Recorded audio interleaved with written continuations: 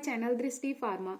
तो जैसा कि आपने देखा इससे प्रीवियस वीडियो में हमने अपना एस्ट्रिंजेंट टॉपिक थोड़ा डिटेल में कवर कर लिया है। उसके बाद मैं एक ये वीडियो ज़रूर बनाती हूँ टेबल फॉर्म में आपके लिए कि आपको इजी हो जाए।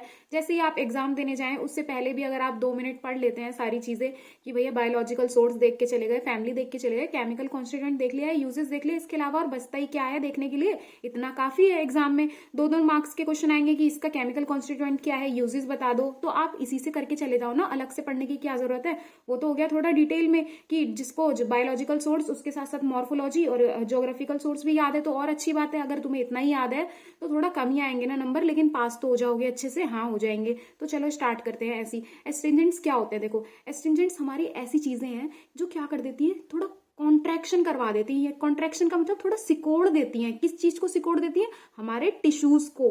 टिश्यूज क्या है, सेल से मिलकर बने हैं, तो उनको या तो कंस्ट्रिक्ट कर देगी, पतला कर देगी, छोटा एकदम नैरो हो जाएंगे, या फिर एकदम सिकुड़ जाएंगे। भाई कोई चीज सिकुड़ेगी तो ऑब्वियसली वो नैरो ही होगी। तो ये कौन करते हैं, हमारे एस्ट्रिंजेंट करते हैं, कॉन्ट्रैक्शन का काम करवाते हैं ये।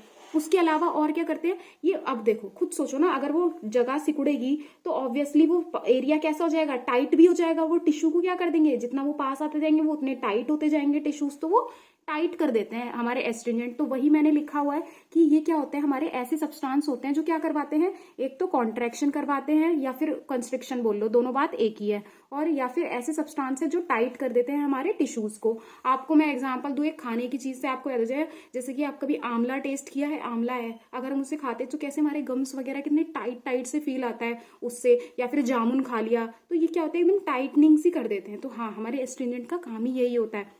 ठीक है, क्यों, क्योंकि इसमें क्या टैनिन्स प्रेजेंट होते हैं इनके अंदर जो भी।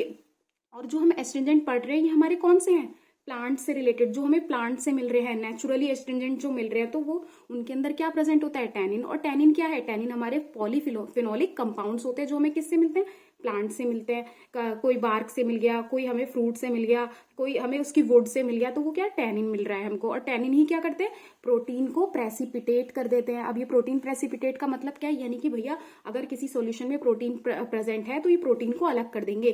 प्रेसिपिटेट यानी कि जितना भी इनसॉल्युबल चीज बनेगी वो जम जाएगी नीचे जाके, तो वो सारा क्या होगा, प्रोटीन होगा। तो हमने टैनिन का यूज करके, एस्ट्रिंजेंट का यूज करके प्रोटीन को अलग कर लिया। तो ये क्या कर देते हैं, हमारे प्रोटीन को प्रेसिपिटेट कर देते हैं। तो आपको ये भी पता हो, जैसे कि हमारे कहीं पे घाव हो जाता है तो देखते हो वहां पे क्या क्लॉट बनना स्टार्ट हो जाता है, कि वो मतलब कि हमें वो रोक देता है। तो वहां पे कौन करता है अपना काम, फिब्रिन जो होता है वो बिल्कुल क्या हो जाता है, प्रेसिपिटेट हो जाता है, तो उस जगह पे जमा हो जाता है। तो किसकी वजह से, जैसे ही हम एस्ट्रिंजेंट का यूज करते हैं तो इससे क्या होता है, हीलिंग हो जाती है, हीलिंग को प्रमोट कर देता है कि वुंड जो भी घाव है और जो भी वहां से डिस्चार्ज निकल रहा था, कहीं पे भी चोट लगी तो वो भी क्या होगा, बिल्कुल प्रिवेंट हो जाएगा, रुक जाएगा। किससे, एस्ट्रिंजेंट से। तो यही हमारे एस्ट्रिंजेंट होते हैं। तो चलो इसका वो देख लेते हैं हम, बायोलॉजिकल सोर्स वगैरह। और ड्रग कौन कौन सी आ रही हैं भैया, इसके अंदर 3 ही ड्रग आती है, एक होती है मिरोबेलन, ब्लैक कटैचू, और एक होती है पेल कटैचू। तो हमें बस इन्हीं तीनों के बारे में इसके अंदर देखना है। तो मिरोबेलन जो है इसका हमें ऑल्टरनेटिव नाम पता होना चाहिए। अगर आपने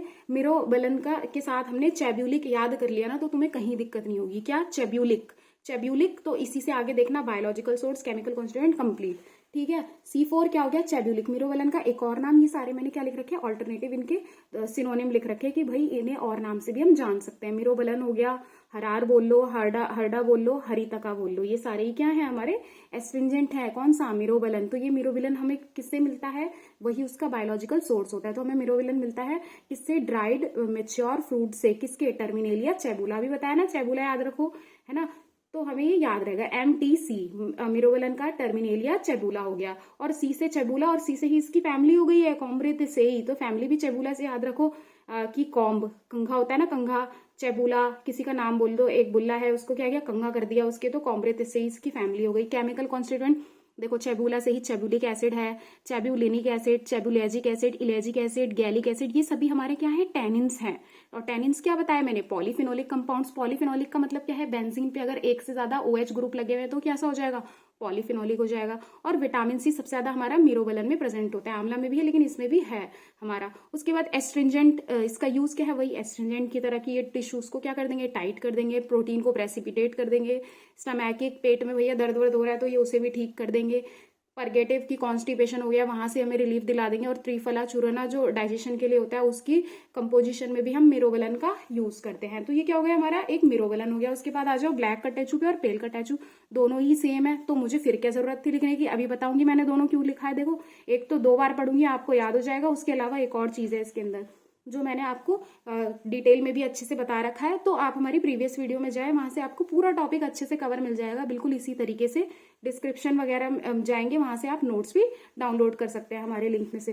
तो फिर चलो, ब्लैक कटेचू क्या है, ये ड्राइड एक्सट्रैक्ट है क्या, यानी कि सूखा ड्राई निकाला गया है एक्सट्रैक्ट को, किससे, हर्टवुड से। क्या है, एक हर्टवुड है, कौन सी, अकेशिया कटैचू की। क्या है, अकेशिया कटैचू, C4 कटैचू, C4 क्या याद रखो, अकेशिया भी कटैचू भी हो जाएगा। और कटैचू का सिनोनिम क्या है, कटैचू निग्रम और कच्छ। क्या है, कटैचू निग्रम और कच्छ के नाम से इसको जानते हैं, जैसे कटैचू कच्छ, ठीक है। अकेशिया भी कटैचू हो गया।